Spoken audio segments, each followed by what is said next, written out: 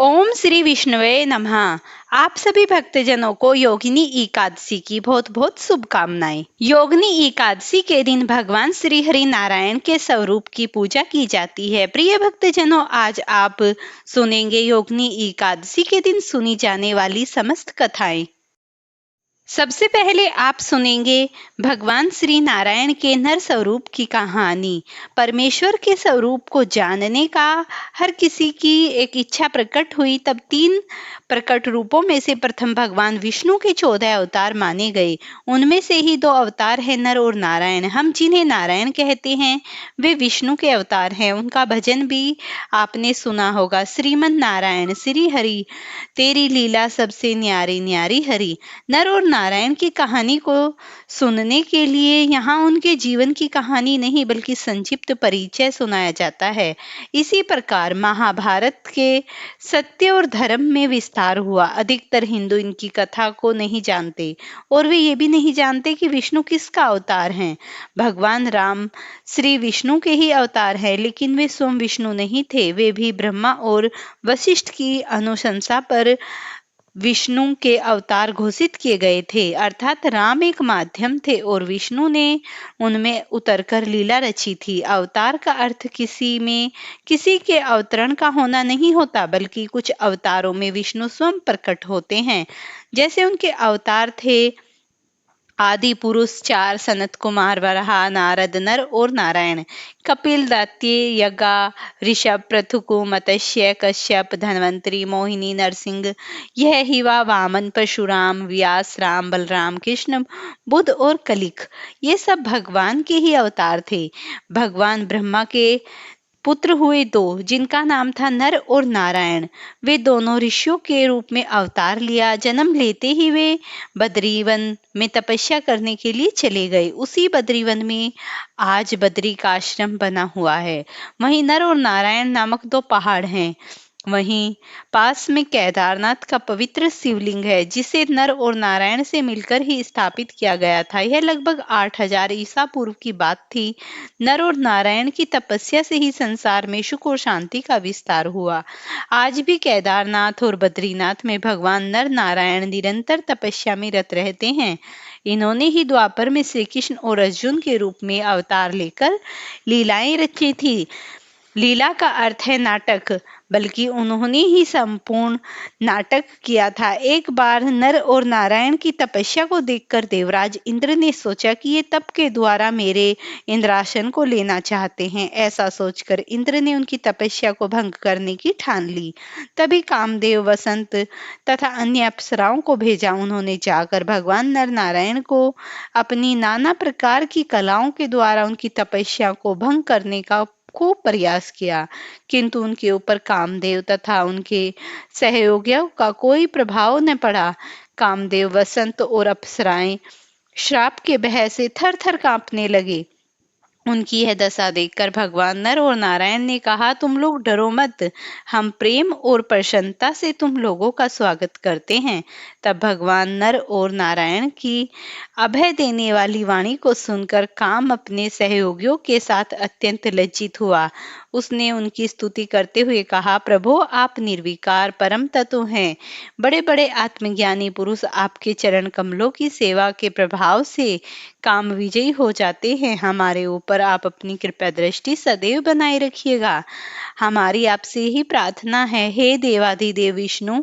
हे प्रभु। कामदेव की स्तुति सुनकर भगवान नर नारायण प्रसन्न हुए और उन्होंने अपनी योग माया के द्वारा एक अद्भुत लीला दिखाई।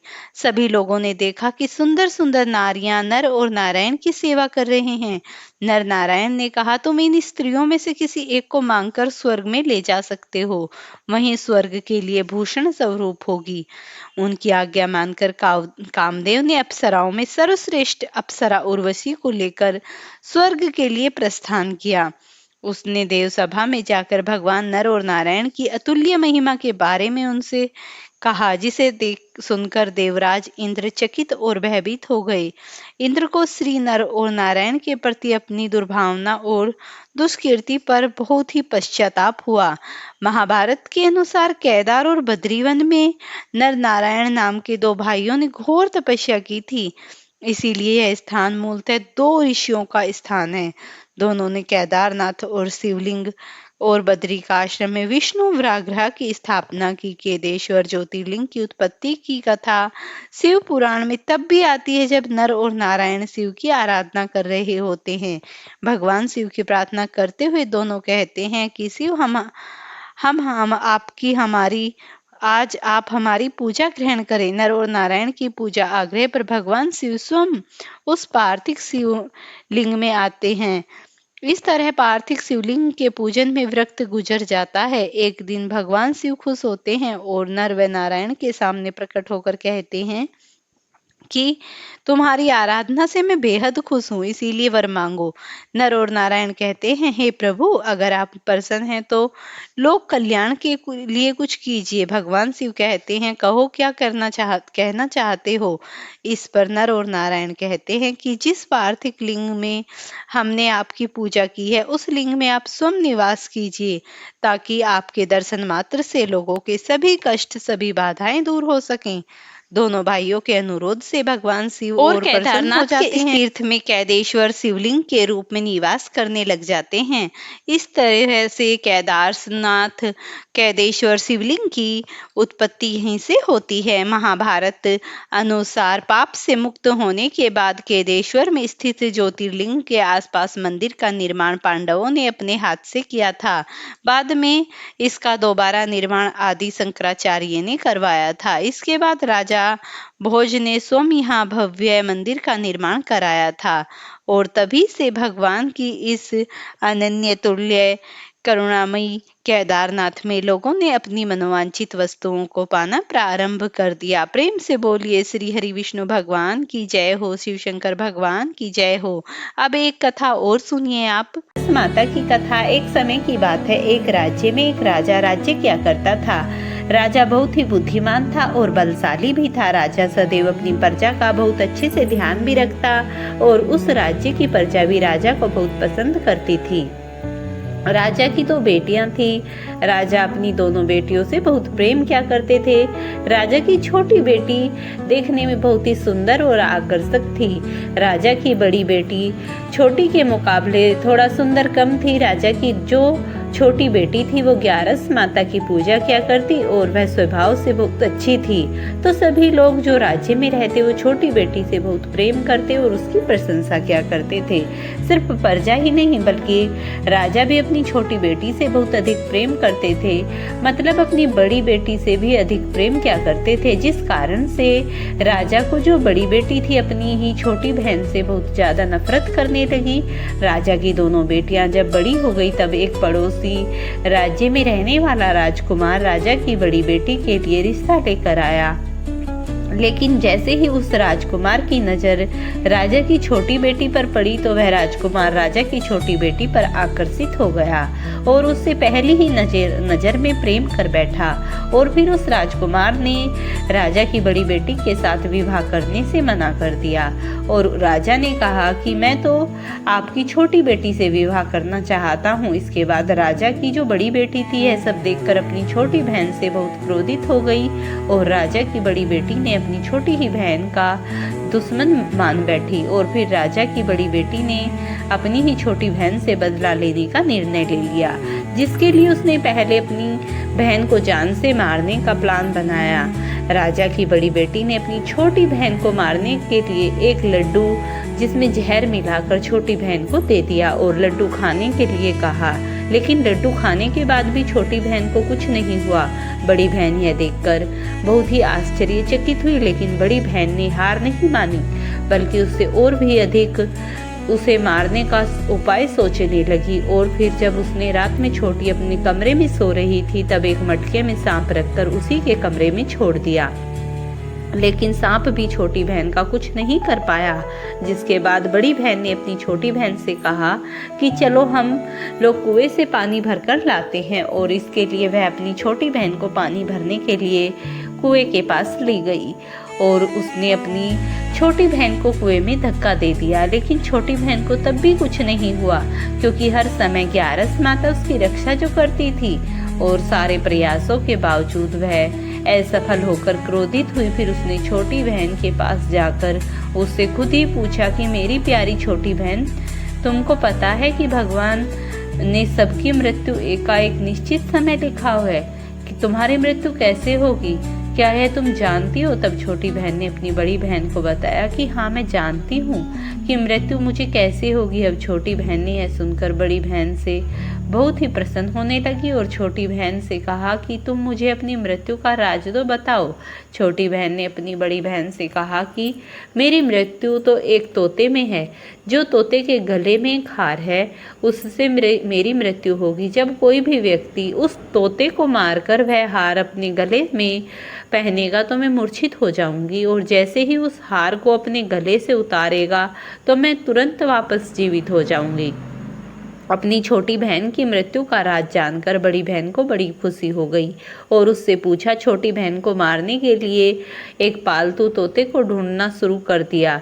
छोटी बहन को इस बात का आभास हो गया था कि कोई उसकी जान लेना चाहता है, जिसके लिए वह अपने पिताजी के पास गई, मतलब राजा के पास गई और उससे अपने पिताजी से कहा, पिताजी, मेरी मृत्यु के बाद आप मुझे जलाइएगा मत, बल्कि आप मुझे अपनी पुरानी हवेली में एक पलंग में लिपटाकर छोड़ दीजिएगा। अपनी छोटी बेटी की यह बातें सुनकर वह राजा आश्चर्यचकित हो गई। राजा ने अपनी छोटी बेटी से पूछा कि बेटी, तुम क्या यह जानती हो? तब राजा की छोटी बेटी ने बताया कि पिताजी, समय के लिए नहीं रुकना, कब क्या हो जाए किसी को कुछ नहीं पता। फिर राजा ने अपनी छोटी बेटी से कहा कि तुम ऐसी बातें क्यों कर रही हो? 2-3 दिन में तुम्हारा विवाह होने वाला है।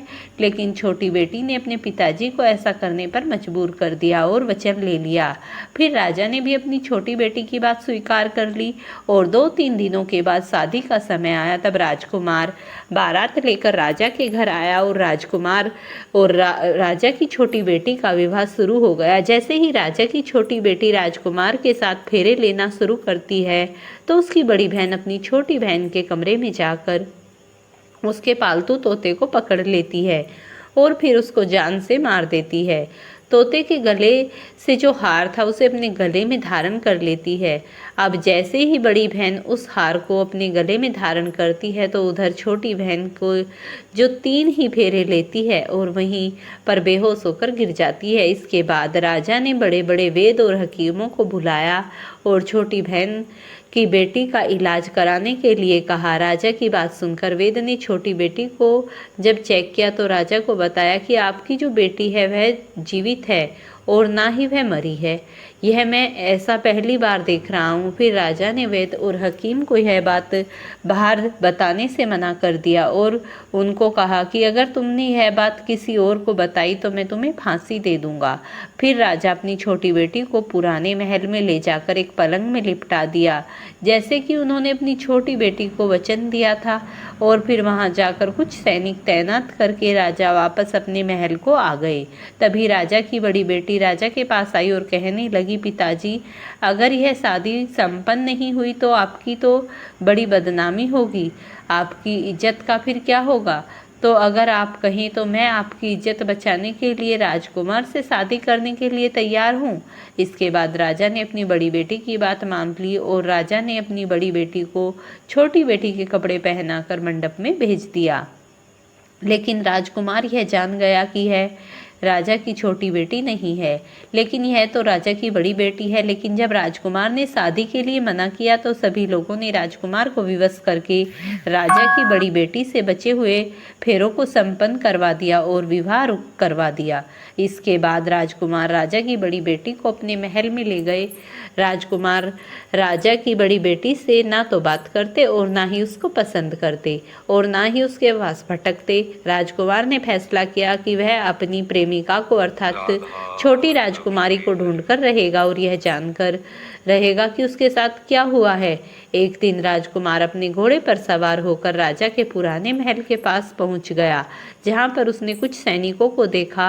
महल के पास पहुंचकर राजकुमार ने जब महल को ध्यान से देखा तो वह समझ गया कि हमारे ससुर जी का महल है। तब राजकुमार ने सैनिकों से पूछा कि तुम लोग यहाँ क्या कर रहे हो और इस महल के अंदर इस पलंग में कौन लेटा हुआ है। इसके बाद सैनिकों ने बताया कि यहाँ तो राजा की छोटी बेटी लेटी है। यह सुनकर राजकुमार बहुत प्रसन्न हुआ और वह तुरंत ही अपनी प्रेमिका के पास अर्थात छोटी राजकुमारी के पास पहुँच गया और उसकी सेवा करने लगा। जैसे ही रात हुई तो राजा की छोटी बेटी उठकर खड़ी हो गई। राजकुमार यह देखकर बहुत खुश हो गया और अपनी प्रेमिका से पूछने लगा कि तुम यहाँ क्या कर रही हो और तुम मेरे साथ अब घर चलो।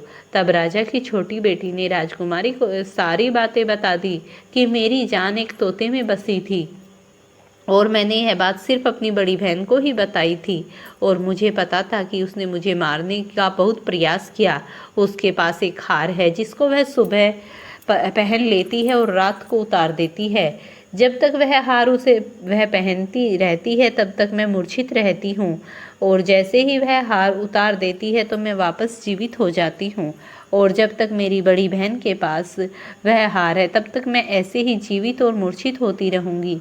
अगर मेरी बड़ी बहन के पास जो हार है वह मेरे हाथ लग जाए तो हमेशा के लिए जीवित हो जाऊंगी। राजकुमार ने जब यह बातें सुनी तो राजा की छोटी बेटी के पास ही रहने का निर्णय ले लिया और फिर उससे बचे हुए सारे फेरे उसी पलंग में लेटी हुई राजा की छोटी बेटी के साथ ले लिए और अपना विवाह पूर्ण कर लिया और फिर वहीं पर ही रहने लगा। देखते ही देखते कुछ समय में राजा की छोटी बेटी और राजकुमार की पत्नी गर्भवती हो गई। एक दिन राजकुमार को किसी काम से बाहर जाना पड़ा। तब छोटी राजकुमारी के पेट में बहुत तेज से दर्द होने लगा, जिसके बाद उसने ग्यारस माता का आह्वान किया। इसके बाद वहां पर ग्यारस माता प्रकट हुई और उन्होंने अपने भक्त के दर्द को दूर किया और एक पुत्र की प्राप्ति करवाई। वहीं पर अचानक से राजकुमार भी आ गया। तब राजकुमार ने ग्यारस माता को देखा तो वह आश्चर्यचकित हो गया और उसने तुरंत ही ग्यारस माता को प्रणाम किया और ग्यारस माता ने राजकुमार से कहा कि जब तुम्हारा यह बेटा 5 वर्ष का हो जाए तब तुम अपनी पत्नी को हार लाकर इसके गले से डाल देना। फिर कुछ समय के बाद देखते ही देखते राजकुमार और राजा की छोटी बेटी का पुत्र 5 वर्ष का हो गया। तो राजकुमार अपने बेटे से बोला कि बेटा मैं कुछ काम से बाहर जा रहा हूँ, तुम अपनी माता का ध्यान रखना और फिर वहाँ से चले गया। राजकुमार को बाहर निकलते हुए बड़ी बहन ने सैनिकों सहित देख लेती है और बड़ी बहन को जाकर सारी बातें बता देते हैं। इसके बाद बड़ी बहन अपनी छोटी बहन के पुत्र को वहां से उठा लेती है और उसको मरवा देती है।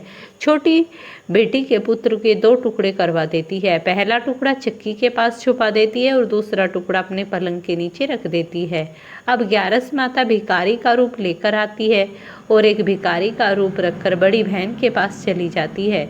इसके बाद वहां पर भिक्षा मांगने लगती है।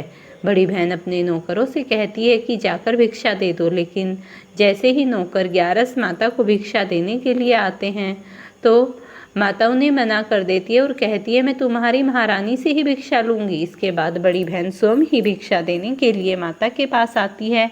तब माता एक बिल्ली का रूप लेकर उसके कमरे में आती है और वहाँ पर छोटी बेटी के पुत्र के जो 2 टुकड़े होते हैं उन्हें आपस में जोड़ देती है और फिर उस पुत्र को जीवित करके वहां से चली जाती है। फिर कुछ ही दिनों बाद राजकुमार अपने बेटे को लेकर बड़ी राजकुमारी के पास जाता है। राजकुमारी उस बच्चे को देखकर आश्चर्यचकित हो जाती है, लेकिन राजकुमार के सामने कुछ भी बात प्रकट नहीं करती। राजकुमार ने कहा कि तुम इस बच्चे को अच्छे से ध्यान से रखना, अगर तुम इस बच्चे का अच्छे से ध्यान रखोगी तो मैं तुमसे बात करूँगा। अब एक दिन राजकुमार अपने बच्चे से कहता है कि तुम बड़ी राजकुमारी के पास जाकर उसके गले का हार मांग लो। इसके बाद राजकुमार का लड़का अपनी मम्मी के पास अर्थात बड़ी राजकुमारी के पास जाकर कहता है मम्मी मुझे तुम्हारा हार चाहिए जो तुमने गले में पहन रखा है। अब यह बात सुनकर पहले तो बड़ी बहन अर्थात बड़ी राजकुमारी बहुत क्रोधित हुई, परंतु उसको याद आता है कि राजकुमार ने कहा था अगर इस बच्चे का ध्यान अच्छे से रखोगी तो मैं तुमसे बात करूँगा। इसीलिए वह उस बच्चे को उस हार को दे देती है और तुरंत ही वह बच्चा उस हार को लेकर जाता है और अपने पिताजी अर्थात राजकुमार को देकर अपनी माता को दे देता है और शाम तुम्हारे साथ खाना खाऊंगा और अपने बेटे को लेकर वहाँ से चला जाता है। इसके बाद वह राजा के पास जाता है और अपनी सारी बातें बता देता है। राजा अपनी बड़ी बेटी की ऐसी करतूत सुनकर बहुत क्रोधित होते हैं और उसकी परवरिश पर दोष लगने लगाते हैं और राजकुमार को अपनी छोटी बेटी के साथ रहने के लिए आदेश दे देते हैं। ग्यारस माता की कृपा से राजकुमार और राजा की छोटी बेटी के जो बच्चे थे वह बहुत प्रेम से सुखपूर्वक अपना जीवन बिताने लगे। ग्यारस माता ने अपने राजा की छोटी बेटी पर कृपा बहुत की और उसके सभी कहानी सुनने वालों का भगवान भला करते हैं। वो प्रेम से बोलिए, ग्यारस माता की जय। अब मैं आपको लेकर चलती हूँ धर्मराज युधिष्ठिर के महल में, जहाँ योगिनी एकादशी व्रत कथा का वर्णन हो रहा था। तब भगवान धर्मराज युधिष्ठिर कहने लगे, हे भगवान, मैंने ज्येष्ठ मास के शुक्ल पक्ष की एकादशी का महात्म सुना। अब आप कृपया करके आषाढ़ मास के कृष्ण पक्ष की एकादशी की कथा सुनाइए। इसका क्या नाम है, क्या महात्म है और इस व्रत को करने की विधि क्या है, यह सब बताइए। तब भगवान श्री कृष्ण कहने लगे, हे राजन, आषाढ़ कृष्ण एकादशी का नाम योगिनी है। इस व्रत के करने से सभी पाप नष्ट हो जाते हैं। यह इस लोक में भोगकर परलोक से मुक्ति दिलाने वाली है। यह तीनों लोकों में प्रसिद्ध है। मैं तुमसे पुराणों में वर्णित की हुई कथा कहता हूँ, तुम ध्यानपूर्वक सुनो। स्वर्ग धाम की अलकापुरी नामक नगरी में कुबेर नाम का एक राजा राज्य किया करता था। वह शिव भक्त था और प्रतिदिन भगवान शिव की पूजा किया करता था। हेम नाम का एक माली था जो प्रतिदिन उनकी पूजा के लिए उनके यहाँ से फूल लाया करता था। हेम की विशालाक्षी नाम की सुंदर स्त्री थी। एक दिन वह मानसरोवर में फूल लेने आई तो लेकिन कामासक्त होने के कारण वह स्त्री के साथ हास्य विनोद तथा रमण करने लगा। इधर राजा उसकी यह राह दोपहर तक देखता रहा। अंत में राजा कुबेर ने सेवकों को आज्ञा दी कि तुम लोग जाकर माली के न आने का कारण का पता करो, क्योंकि वह अभी तक पुष्प लेकर नहीं आया। सैनिकों ने कहा कि महाराज, वह पापी अति कामी है। वह अपनी स्त्री के साथ हास्य विनोद और रमण कर रहा है। यह सुनकर कुबेर ने क्रोधित होकर उसे बुलाया।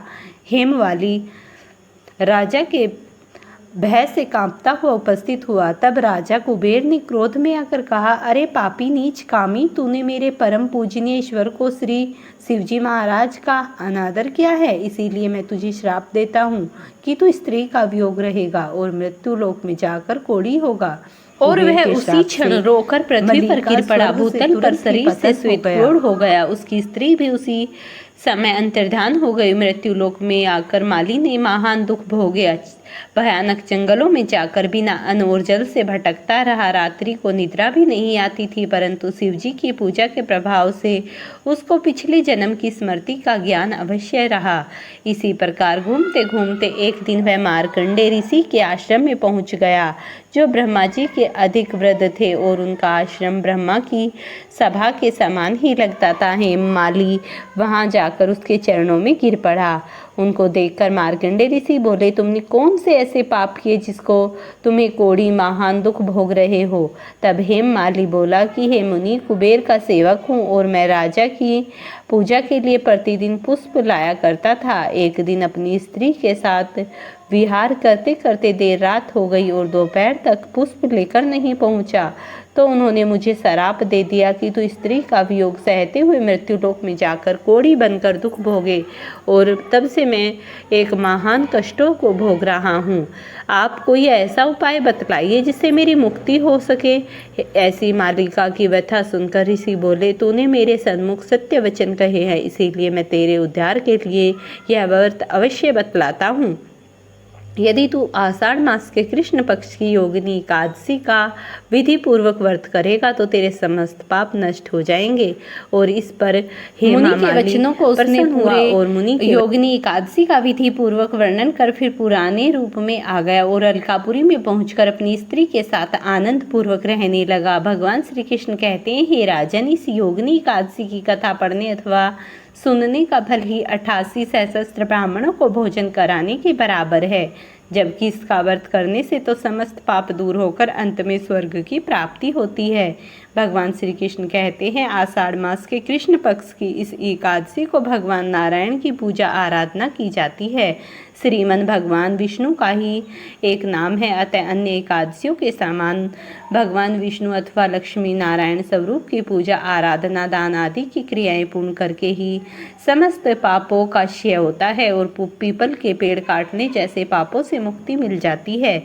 किसी के दिए हुए श्राप तक का निवारण हो जाता है। योगिनी एकादशी का व्रत करने से मनुष्य भगवान श्री हरि के चरणों की प्राप्ति कर लेता है और भगवान श्री हरि के चरणों में अंत में उन्हीं के धाम में निवास करता है। प्रेम से बोलिए श्री हरि विष्णु भगवान की जय, श्री कृष्ण भगवान की जय। प्रिय भक्तों, वीडियो पसंद आई हो तो लाइक और शेयर करें, चैनल पर नए हैं तो सब्सक्राइब करें।